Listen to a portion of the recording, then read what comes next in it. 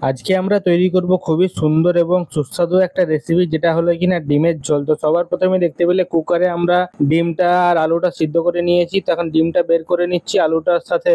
তারপরে ডিমগুলো থেকে খোলাগুলো ভালোভাবে ছাড়িয়ে নেব এবং দেখতে পাচ্ছ আমাদের ডিম আর আলু রেডি হয়ে গেছে। এরপরে কড়াতে তেল দিয়ে আমরা এখন ডিমটাকে ভেজে নেব। তো সবার প্রথমে ডিমটাকে আমরা একটু লাল করে ভেজে নেব। তো ভাজা হয়ে যাওয়ার পরে তারপরে ডিমগুলোকে তুলে নিয়ে এরপরে আমরা এখন কড়াতে একটু চিনি দিয়ে দেব। গরম তেলে চিনিটা গলে যাওয়ার পরে আমরা এখন আলুটা দিয়ে তারপরে আলুটাকে ভালোভাবে ভেজে নেব।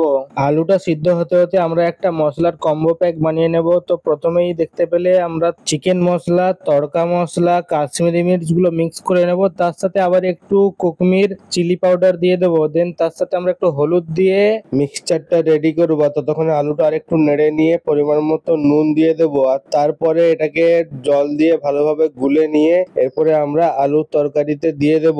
ফাইনালি আমাদের আলু কষা হয়ে গেছে, দেখতেই পাচ্ছ। তো এরপরে আলুটাতে জল ঢেলে দেবো। দেন কিছুক্ষণ পরে আমরা ডিমগুলো এক এক করে তরকারিতে দিয়ে দেব। আলটিমেটলি আমাদের ডিমের কারি রেডি হয়ে গেছে, দেখতেই পাচ্ছ। তো চলো আজকের মতো ভিডিওটা এখানেই এন্ড করলাম। ভিডিওটা কেমন লাগলো কমেন্ট করে অবশ্যই জানিও এবং চ্যানেলটা সাবস্ক্রাইব করে নাও নতুন আরো রেসিপির জন্য।